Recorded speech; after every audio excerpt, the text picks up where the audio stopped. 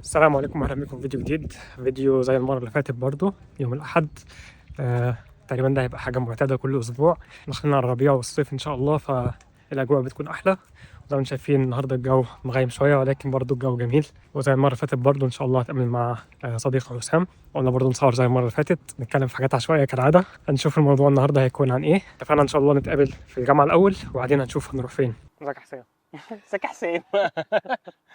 ازيك يا عبد الله. الاخبار؟ والله تمام، انت عامل ايه الاخبار؟ والله زي الفل الحمد لله. ده لقائنا التاني في فيديو مرة أخرى.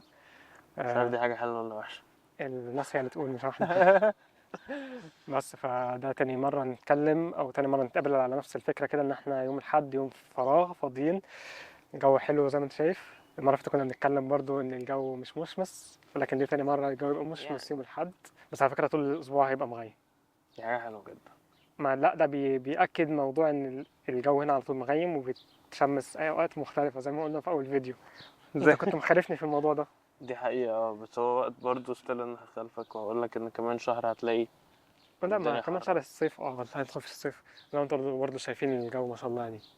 الدنيا حلوه. الشجر بدأ يطلع، وده سبب ان احنا نختار اللوكيشن ده كتصوير. الشجر الابيض الجميل اللي ورانا ده، اعتقد المنظر حلو. مم. بس في عيد جديد ايه اللي حصل؟ بقالك فتره سفريات، رايح أنا سفريات. مش سفريات بس عشان ايه يعني. عشان فسح، يعني رايح يتفسح. لا ما كانش زمان بقى ده حالي. ايه الاسبوعين اللي فاتوا دول كنت كل سافرت، رحت لي مدينتين كده تبع تبع الشغل. الشغل. تبع الشغل. اكد على الحته دي تبع الشغل. تبع الشغل. كان اول مدينه كانت هانوفر، فانا رحت قبل كده بصراحه.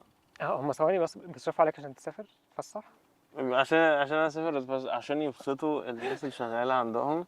بيسفروهم بيفسحهم. يتفسحوا. بالظبط. خاف على نفسك. بجد خاف على نفسك. انت قعدت هناك اصلا قد ايه؟ 6 ايام. لا قعدت هناك. قبل كده عشت. برضه مش كتير، بس شويه شهور. مم. بس كان وقتها، بس كنت قاعد هناك. عايش كان هناك. شغل كان مم. ثيسز سوري، كان انترنشيب وقتها. عملت تدريبك هناك. عملت الانترنشيب هناك. تمام. وكانت اصلا يعني انت دلوقتي بتقول انت رحت، ما رحتش هانوفر نفسها، انت كنت بره على الحدود. كنا في ضواحي هانوفر. كانت احسن ولا اوحش؟ بص، انا عندي اقتناع ان انت اي حته بره المدينه بتبقى ألذ.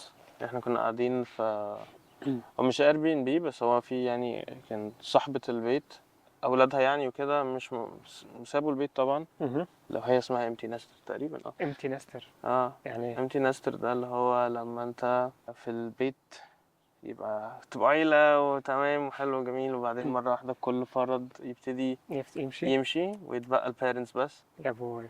بس فطنط دي كانت منهم. رحت عشت عندها. فروحنا عشنا عندها، رحنا نسليها في وحدتها. حزن قوي اللي احنا نقول مش هنقطع. شيله شيله. شيل الحته دي كلها.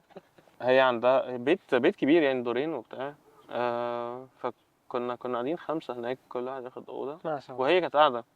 بس احنا طبعا بنصحى الساعه 6 الصبح، بناخد حاجاتنا، بنمشي، بنرجع الساعه 11 بالليل. المفروض اصلا ده كانت سفر للشغل يعني. اه. كان الشغل اصلا ايه؟ انك انت رايح هناك الفير مهم. تتفرج على مشاريع اماكن تانية؟ لا مش بتفرج، لا لو هتفرج ليه هيودوني 6 ايام. امال ايه؟ هي كان مقسوم كذا حاجة. احنا كل شركة بتروح بتديمونستريت هي بتعمل ايه. مم. فده من الاخر ده شغل السنة كلها، اتليست السنة كلها بتروح زي بيبقى عندك ديمونستريتورز، بيبقى عندنا كذا حاجة المشاريع اللي نضربه في اشتغلت على طول دماغنا. السنة بتوروها بقى هناك. بالظبط. فده كان اسبوع في هانوفر يعتبر، وبعديها سافرت تاني على فين؟ تيوبنجن بقى. توبنجن. رحت تيوبنجن، بس دول كانوا 3 ايام كده او يومين ونص او للاسف. يومين. للأسف. دي حقيقة. تيوبنجن جميلة. توبنجن دي جنب ميونخ. كانت أول مرة أروح بصراحة تيوبنجن. اقرب من ميونخ ولا اقرب لا أقرب لنا من ميونخ طبعا بكتير. تيوبنجن قريبة من شتوتجارت. كمان. أقل من ساعة بعيدة عن شتوتجارت. مدينة صغيرة. مدينة، هما بيقولوا إن هي مدينة صغيرة. هي بصراحة هي مدينة صغيرة، بس تقريبا قد كايزرزلاتن مثلا. هي ممكن تبقى أصغر. كويس. بس هي تقريبا برضو من المدن اللي متضربتش وقت الحرب. فأنت عندك ألتشتات بجد. المباني لسه زي ما هي خشب. المدينة القديمة. المدينة القديمة. أتلانتس. احنا هنا عندنا برضه التشات، بس انا مش شايف شفت حاجة. أنا والله رحت هناك، وبعدين اللي هو احنا عندنا التشات بجد. فين؟ هي دي اسمها كده. يعني مثلا ألتشتات بالنسبة لي هايدلبرج. ايوه تروح حلو هناك. هايدلبرج ماشي، دي ايوه. ألتشتات فعلا. هنا انت ماشي يا جماعه محد يعني الارض بس قديمة. مش الأرض بالظبط مش نظيفة. مش ظابطينها يعني. سايبينها زي ما هي. بالظبط فاهم.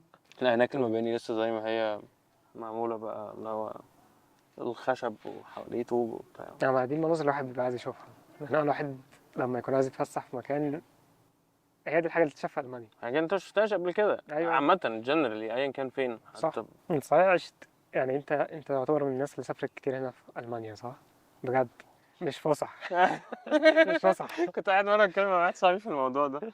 يعني كنت قاعد عند واحد صاحبي وقتها ودي ما كانتش فسحه خالص. وواحد صاحبنا في السويد كان لسه بيعمل الماسترز بتاعته دلوقتي هو عايش هناك شغال يعني.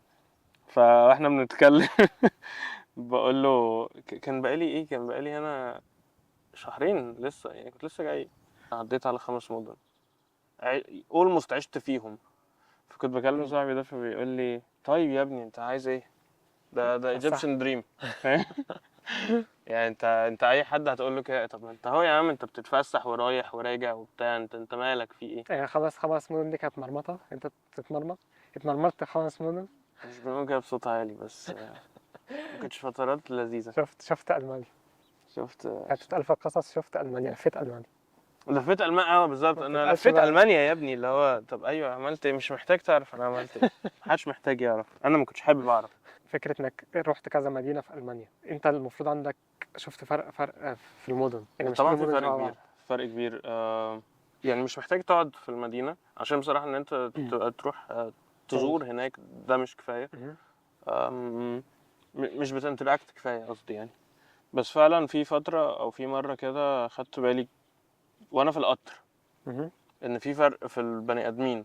كنت وقتها في هانوفر وراجع كايزلاتن فكنت واخد ريجيونال سوجا ريجنال ترينز. فانا راجع بالقطر انت ده 8 ساعات 8 ساعات. من غير تأخير من غير دويتشه بان افكت فاهم. يعني 8 ساعات ده لو كل حاجة تمام. ايوه. فانت من هانوفر مش يعني تعتبر الى حد ما في الشمال. وكايزلاتن احنا فين؟ احنا في الجنوب. ايوه. احنا هي جنوب يعتبر المانيا خلاص. تعتبر يعني هو لسه في تحت شويه بس يعني تمام. انت بتشوف وانت في القطر بتشوف الناس الانتراكشنز بتاعتهم بتتغير ازاي. يعني انت يعني انا في الفتره دي كنت واخد مثلا 5 قطوره بتنزل تغير القطر. ايوه. فانت في كل فتره انت تعامل مختلف. بتاخد اللاين كله لحد ما تطلع بره اولموست البوندسلاند فانت ايوه. بتخش مدينة مختلفة. خلصت بالظبط. حتة يعني نيدر مختلفة. زاكسن خلصت ايوه. انت ايوه. دلوقتي في هاسن and so on. بس فانت بتشوف الناس طريقتهم بتختلف ازاي جوه القطر. كل ما تقرب من الجنوب بصراحه الناس بتتكلم اكتر. الناس موضوع فريندلي ولا لا ده انا بشوف ان هم ناس فريندلي اكتر او اتليست قريبين للي احنا متعودين عليه. بس مره كلمت مع واحد الماني في الشغل اللي هو يعتبر الى حد ما هو من دورتموند فهو مش شمال قوي مش من الجنوب. فكنا بنتكلم وبتاع فبقول له ايه ده انت من دورتموند فانا عندي مشكله مع دورتموند. بس قال لي ما علشان كده انا جيت يعني عشان كده انا دلوقتي في هانوفر عشان كده قررت ان انا اروح الشمال. قلت له بس هو عامه يعني كاونتر ارجيومنت بقى ايوه. الناس في الجنوب لذيذ. قال لي طول ما انت يا ساتر يا رب. بقول له بس الناس في الجنوب يعني الناس الى حد ما فريندلي اكتر احسن. وبتاع وبينتراكتوا اكتر. قال لي طول ما انت في وشهم بس اول ما يدوك ظهرهم هتسمع حاجات ده الالماني اللي بيقول لك كده. جميل. قلت له ماشي بس يعني في انتراكشن. قال لي بس الناس في الشمال يعني اللي قدامك اللي هو اللي وراك. هيقوله هو ده حقيقي سواء في وشك او لا. يعني هو لو ما قالش حاجه في وشك فمش هيقول حاجه في ظهرك ولو قال حاجه كويسه عنك في وشك فهو اكيد and so on. ففي الى حد ما ترانسبيرنسي اول او مرة في اسمع الموضوع ده. دي كان بالنسبه لي جديده شويه. بس لو انا بالنسبه لي اللي هو يا عم على الاقل بيتكلموا يعني انا اسف بس على الاقل في يوم حياه اول حاجة ورايا طز. فهي يعني اشتمني بعد كده ده مش مهم يعني اشتمي ما تلزقش فاهم. بس انت ايه الاكسبيرينس بتاعتك في الشمال والجنوب؟ انا والله انا ما او في سافرتش، العموم انا اعتبر ما سافرتش كتير جوه المانيا. يعني انا اخري طلعت لحد كوبلنز. عمري ما رحت كوبلنز. غيرت قطر هناك بس عمري ما رحت لا كوبلنز. لا، هي كوبلنز رحت اتفسحت فيها. دي اتفسحت عادي. رحت كوبلنز وده اخري يعني. وبرضه رحت هانوفر مرة. فعلا؟ اوكي. فهانوفر كوبلنز اللي قعدت فيهم شوية، يعني قعدت فيهم يوم، لو فسح يوم يومين. اوكي. يوم يومين مش اكتر يعني. اوكي. هو صراحة ما خدتش بالي من موضوع العنصرية ده، يعني الحمد لله ما فيش مواقف عنصرية حصلت معايا بالظبط. شخصيا، بس أنا الانتراكشن مع الألمان مش كبير، ما بتعاملش معاهم كتير. عندي مترك بصراحة مضحك شوية، قول. الناس اللي في السوبر ماركت وسواقين الباص. دول تشوف منهم العنصرية وتشوف هو منهم ده البلد، ده ريفلكشن عن البلد. سواء الباص ولا الناس ده اللي في بجد ما المحل. بهزرش. أصلاً. سواق الباص تعرف منه انا كل عندي حاجة. مشكلة مع سواقين الباص برضه، ما بحبهمش. هو عادي هيشوفك انت بتجري ولسه مثلا انت لسه ما عداش دقيقة مثلا، يطلع يجري، شايفك في المراية، انت فاهم، في اي كونتاكت، انتوا شايفين بعض، قافل الباب ويطلع يجري. بيستناك خلاص، انت خلاص بتابروتش، انت خلاص هنا، يقوم جاي قافل الباب وماشي. طب ليه؟ طب انا عملت يا راجل ايه؟ يا نيجس. طب طب انا بجري بقالي، فاهم، وهو شايفك انت وهو عارف الموقف بجد ده، شايفك. حصل قدامي. احنا كنا في كذا زلط طالعين من الجامعه مم. ورايحين على الشتات ميتر في وسط البلد. وسط البلد. وسط البلد الفكره بس كايزرزلاوتر. عملها مع الماني، يعني مش مع واحد اجنبي. انا راكب الباص وخلاص هنتحرك، واحد الماني بيجري شايفه بيجري، بس انا خلاص. شايفه والراجل شايفه جاي قدامنا. الباص مشي، قفل الباب لازم راح مشي. لازم فاهم يستناك تقرب، هو شايفه لازم شايفه يديك امل وفعلا مش كاذب، هيأخر، هو مش فولس هيتأخر، هوبس، مش هيتأخر بجد. وبيتاخر. سايبك تعمل الرياضه، فاهم؟ سايبك وهو تعمل اصلا الرياضة. اوريدي متاخر، يعني هو راجل بارد هو اصلا جاي متاخر، يعني مستنى 3 ثواني دول. لا لا، اللي حصل ايه، راح قفل الباب وطلع جري. الواد كان سكران ومعاه ازازه، مسكها كان حكرها على الباص، بس على كده ازاز عادي، الباص. فاهم، ما كسرش بس على الازاز. انتراكشن عادي، فاهم، وعادي انتراكشن جدا الراجل راح مكمل، حتى ما وقفش مثلا يتخانق معاهم، مش ولا ولا الهوا، تهز. ولا الهوا. سواقين باص عندهم فده ثبات مش عارف، انفعالي عنيف. حسيته الموضوع ملوش علاقه بالعنصريه، فاهم؟ ده الماني برضه ما هو لا، هو ليفلات، هو ما بقول لك، هو سواق الباص ده هو ريفلكشن عن الاحاسيس والمشاعر في المدينه. فبس مثلا الحوار ده مثلا ما بيحصلش كتير هنا في كايزرلاوترن، برضه عشان هي مدينه صغيره. ايوه ايوه. بس المدن الكبيره طبعا to فرانكفورت the حسيت good or to the فيها، bad. حسيت فيها كده رخامه، تحس ان الناس رخمه. هي فرانكفورت بالاخص ما اعرفش، بس انا قعدت في برلين حبه، وهي نفس الموضوع، يعني انت مدينه كبيره لدرجه ان محدش مهتم، انت اتحرقت ما اتحرقتش ما يخصنيش، محدش هيعبرك. ده في برلين. انت في زحمه، فالكلام ده ستيل برضه نفس الكلام في فرانكفورت. لا مثلا غريبه بقى لما رحت ميونخ، لا تحس الناس رايقه، ميونخ انا بكرهها. بس حسيت الناس رايقه هناك. انا عندي مشكله مع ميونخ. عشان ايه؟ الناس ولا بص، انا ما عنديش، انا عمري ما كان عندي مشكله مع مكان على قد ما هو ليه كونتكست جوه، ومينلي موقف بيكون حصل البني وكده. ادمين، مش مواقف بس، انت observations كفايه. م-م. يا ميونخ يعني it's a bit too much. الناس عنطزة. اه فيهم منظرة، حسيت ده كده فيهم منظرة، والمنظرة دي حاسة في ألمانيا كلها فعلا. أنا بحس الناس كلها بتمنظر على بعض. ده مش في المانيا، ده في كل حته ده طبع بني ادم. أمك اللي جايبها لك. بجد ده طبع بني ادم، ايا كان انت هتروح فين، هو ده طبع بني ادم، هو البني ادمين كده. أنت عارف احنا بنتكلم كام؟ من أقصى الشمال عند برلين لأقصى الجنوب عندك في ميونخ. ما هو احنا في النص يعتبر يعني. احنا مش في النص قوي على فكره، يعتبر احنا جنوب نفس أكتر. خط ميونخ. أيوه صح. يعني تصل أنت لميونخ دلوقتي دايما. من تجربتك أنت شفت كذا مدينة، تعتبر إيه المدينة اللي استريحت فيها أكتر؟ انا ما اقدرش اقول عشان ما عشتش فيها، بس تيوبنجن. الثلاث أيام اللي رحتهم؟ تيوبنجن يا راجل وانا شخص ما بحبش يعني ادرو conclusions based on حاجة زي فترات كده، قصيره او زيارات. بس تيوبنجن الناس اللي فيها هي مدينه صغيره، فممكن برضه يبقى في سبب، ده سبب منهم. وحاجة تانية انك انت رايح 3 ايام شغل، التعامل بتاعك مع ناس انترناشونالز. دي حاجه، دي مثلا ده برضه نفس الموضوع. وانا في هانوفر كان في شركات انترناشونال، وانا في تيوبنجن هي ما كانتش شركات على قد ما هي جامعات، عشان كان سيمبوزيوم بس، فناس بتعمل بي اتش ديز بتوعهم، فكل واحد بيبريزنت حاجه. اما دي النقطة، ان اللي بيعملوا دكتوراه بشكل عام معظمهم بيسافر، معظمهم بيتعامل مع ناس، لازم يتعامل مع ناس.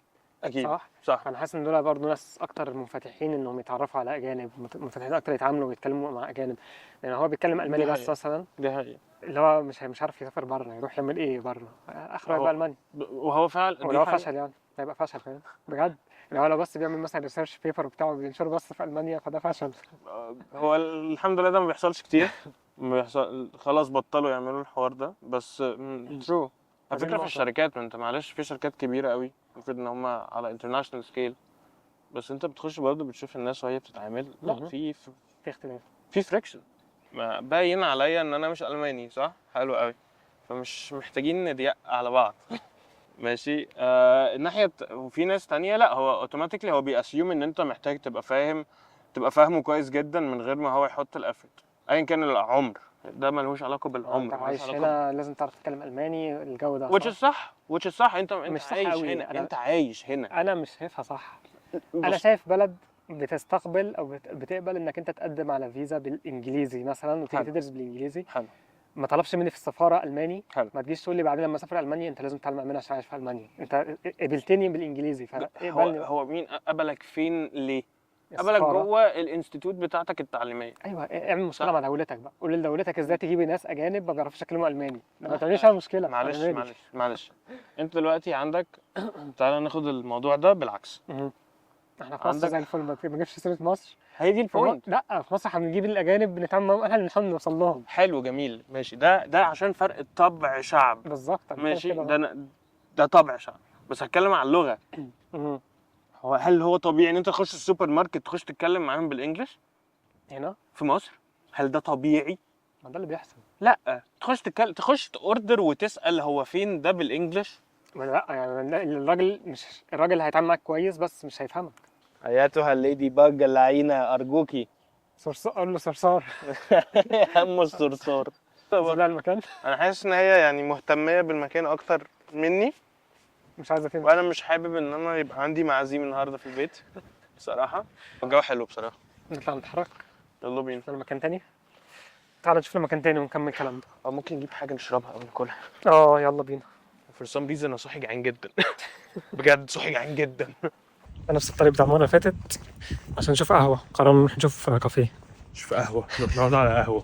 وانت قررت فجاه من 3 ايام ان يلا توبينجن هي احسن مدينه في المانيا. ترو. هو الناس بصراحه بجد الناس سابوا امبريشن. عدى من العربيه تيجي. امبريشن حلو. بس برضه ده كان اول مره احضر ايفنت زي ده. اقدر اقول ان انا بقالي هنا 4 سنين. كان اول مره احس ان انا انترناشونال ستودنت، والله مش بهزر. يعني ايه ال4 سنين هنا دول انترناشونال برضه في الجامعه هنا احس انك انت طالب اجنبي والناس كلها حواليك اجانب. ايه الاختلاف؟ اظن دي ليها علاقه، مالهاش علاقه ليها علاقه بتربيه البني ادم. ده بجد مش بهزر. بس في كذا هوتل مش متربيين يعني may not be the نروح على case. بربروسا نكمل كلامنا جوه. يا اخر حاجه اتكلمنا عليها بتاعت توبينجن. خلينا نقول مثلا انت دلوقتي عشت في كايزرلاوترن، انت مش حابب المدينه هنا او مش شايف ان المدينه حلوه الناس مش حلوه؟ يعني انا واحد عشت 4 سنين يعتبر شايف انها مدينه كويسه. حلو. مدينه حلوه. ماشي. شايف ليه حلوه؟ شايف مثلا عشان مدينه هاديه. ما بحبش انا صداع برلين وميونخ والكلام ايه ده. الادب؟ هاديه. ماشي ترو. بقول لك ايه الادب عشان ما تحبش صداع برلين. ايوه ما بحبش صداع برلين صراحه. ما بحبش صداع المدن الكبيره رغم ان انا عشت في اسطنبول واسطنبول حلوه جدا روعه جدا. بس لا حاسس ان في اختلاف. عجزت يعني. صح برضه كبرت. ما عندكش اي اعتراضات بجد؟ هنا اه صراحه ان الناس مش شايف فيه انترناشونالز كتير. انا عندي انترناشونالز ان انا اشوف اجانب من كل حته في العالم. انا شايف جنسيات معينه هي اللي موجوده كتير بس. عنصريه دي ولا ايه؟ مش عنصريه بس يعني فعلا تعاملي مع الاجانب في اسطنبول كان اكتر بكتير. اكتر بكتير. اوكي. اجانب اقصد ريلاتيفلي فيها بس ما ينفعش انتراكشن مع الاجانب كتير. يعني كان السوبرفايزر بتاعي في الشغل كان مره قال لي هو قاعد هنا عامل باتشلر وماسترز بتوعه في كايزرلاوترن هنا. فبيقول لي بس هو كان من الناس، مع ان ده بجد من الناس. ايه ده احنا فين هنا؟ دي حاجه ما بتحصلش يا جماعه بجد. احنا بجد مش قاعدين. بحسه ممنوع. هو بجد ايوه هو ما تزمرش. for the urgencies. يعني انت لما تزمر ده حوار مش بيسلم عليه ومش صاحبه. فهو الراجل ده قعد كتير باتشلر وماسترز في كايزرلاوترن، وهو قال لي ومن الناس بجد اللي انت مش محتاج تحط مجهود عشان تبتدي تتعامل معاهم. شخص ترانسبيرنت جدا ولذيذ جدا بجد. هو الماني جدا. بس قال لي هو بدأ يتعامل مع انترناشونالز لما بدأ شغل. قال لي انا طول عمري اوكي انا في كايزرلاوترن وهنا في ريلاتيفلي شويه انترناشونالز كتير، بس انا كنت طول عمري في الجروب بتاعي وعمري ما اتعاملت مع انترناشونالز او يبقى في كلوز انتراكشنز. بس في الشغل هنا بدأت بقى انا شايف ان هي دي المشكله يعني، او هي دي المشكله عندي. كايزرلاوترن انت كنت بتقول لك كايزرلاوترن مدينه حلوه ولا وحشه؟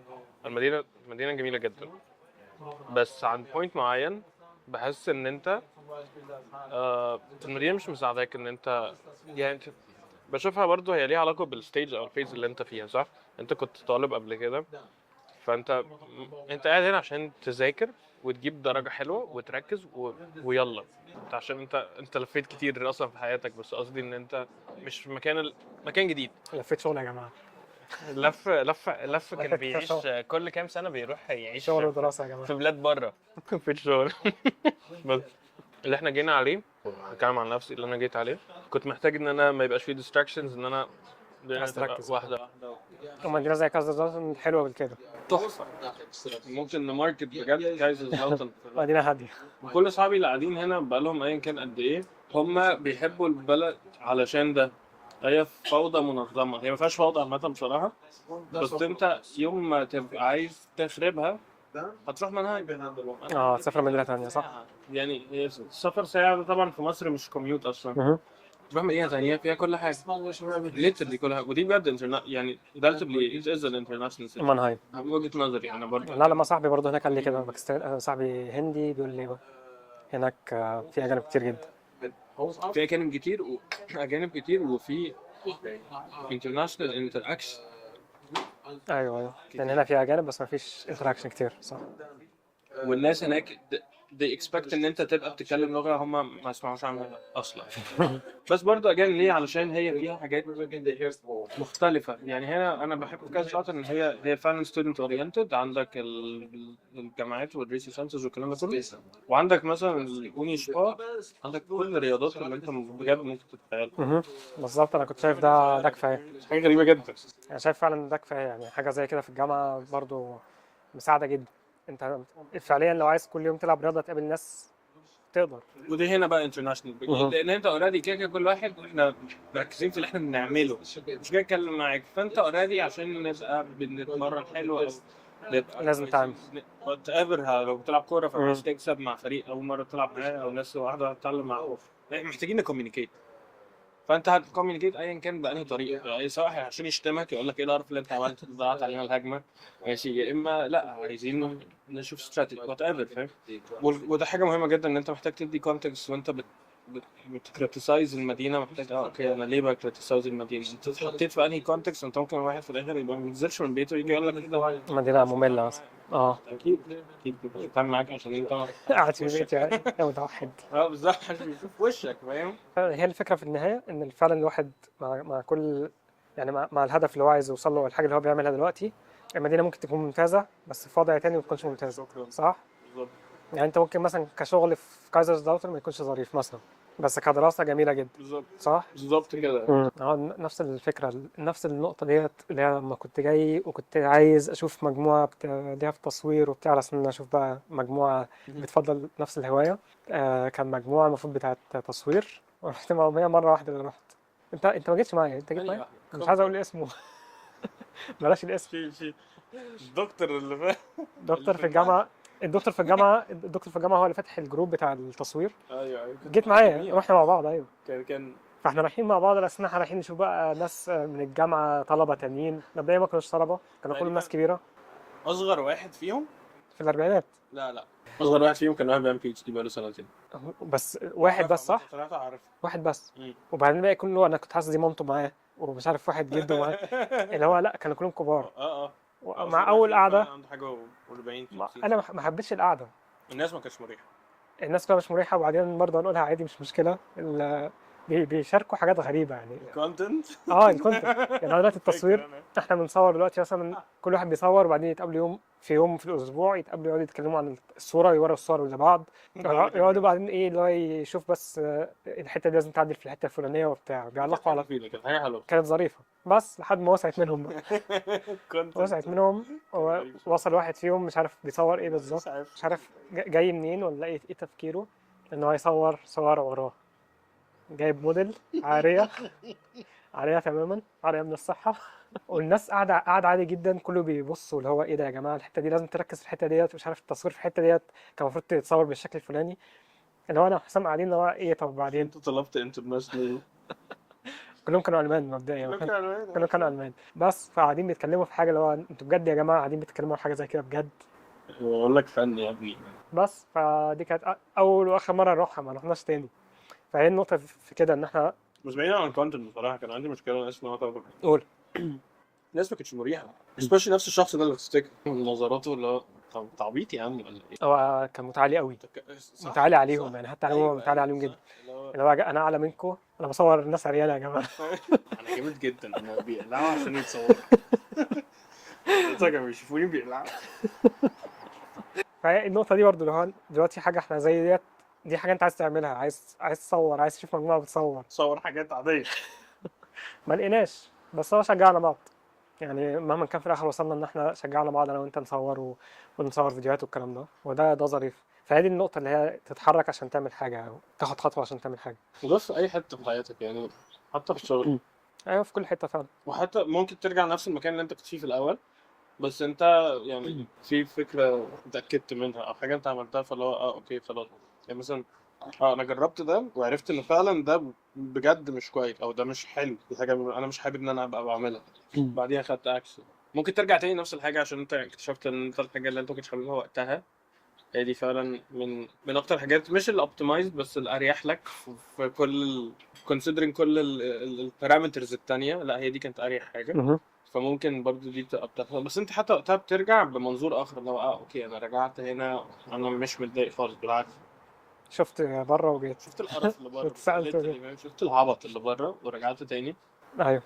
بس هو فعلا دايما دي مثلا حصلت لما رحت هانوفر، كان نفس الموضوع اللي هو لا انا هنا بقالي كتير، انا محشور بقالي سنتين وشويه هنا في الشغل، مش عارف اتحرك وحاسس ان انا مش ببروجرس. خلاص حسيت وانا كنت متضايق من الشغل وقتها، فاهم؟ بعدين مشيت ورجعت تاني، لا شفت اللي هو اوكي اللي هناك ده مستحيل. حتى لو انا رجعت في حته الحمد لله انا مبسوط جدا باللي انا بعمله دلوقتي، بس حتى لو انت عندك يعني شكوكك your doubts، لا انت عارف ان انت اللي انا شفته هناك ده مش عايزه ever، ف exclude me بره الموضوع. وده جزء أيوة. برضه مهم من character development مثلا. إنك أنت تجرب حاجة تانية وتعرف أنت عايز إيه في الآخر. حتى bearing the consequences، انت برضه لازم تبقى flexible، اللي هو اوكي انا ممكن ارجع وعادي. انا ما عنديش مشاكل ان انا ارجع. لو عارف الحتة دي برضو اللي هي حتة كنت بستغربها جدا، اللي هو تلاقي واحد سافر وبعدين يرجع لمصر والناس تقول له مثلا انت رجعت مصر ليه؟ دي مصر مش عارف كذا او ايا يكن المدينه او البلد. فلو هو لا هو جرب، طلع شاف حاجه ما عجبتهوش، شاف ان لا ما يقدرش يكمل هنا، ما يقدرش يعيش هنا، ورجع. يعني هو ممكن ما كانش مبسوط في بالظبط، المكان اللي هو مثلا ما كانش مبسوط في الاول في مصر وكان متضايق عشان كده سافر، بس بعد ما سافر شاف ان لا الوضع اللي انا كنت فيه كان جميل جدا فرجع تاني. فدي برضو نقطه الناس بتبقى اللي هو مستغربه ان انت رجعت مصر بجد. او اولوياتك اتغيرت. بالظبط صح. دي حاجه مهمه تانية. ايوه ايوه مش محتاجين عادي، اللي هو طبيعي، مش حاجه غلط. تعند، مش لازم لا انا لا يا عم محدش، دي حياتك في الاخر مش دعوه.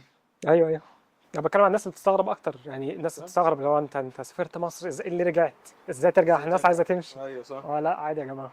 بس احنا بنصور الكاميرا فصلت شحن عشان احنا بروفيشنال. ايوه يا ابني الكاميرا فصلت واحنا بنتكلم من كتر البروفيشناليتي. بس احنا خلاص كنا بنقفل الفيديو كده كده وبرضه كان في انتراكشن، في حاجه حصلت معايا النهارده وانا بصور. كنت انا قبل ما انت تيجي كنت بصور بالدرون، طلعت الدرون عشان اصور شويه مشاهد للفيديو ده برضه. اوكي. وقفني كان في واحد الماني ماشي ببنتين صغيرين عسل كده وشايفين الدرون وكده، فهم مبسوطين جدا عشان عمالين يتفرجوا عليها. فعزمت عليه قلت له يجي يشوف المشهد يعني في الكاميرا معايا. بس فجاوا جاب البنتين وكانوا مبسوطين جدا. يعني انا بقول له ان انا بصور فيديو بتاع هيطلع في اليوتيوب، انا مش مشكله انزله فعلا فدي غريبه دي ان حاجه ما بتحصلش. ايوه الماني وبنتين صغيرين، وهو قال لي عادي نزل. طبعا اخد رقمي واخدت رقمه على اساس ان انا ابعت له المشاهد عايزها. فبس wholesome interaction. ده موقف حبيت احكيه برضو عشان مش كل يعني المواقف ديت من الحاجات الظريفه، يعني موقف زي كده صراحه ظريف.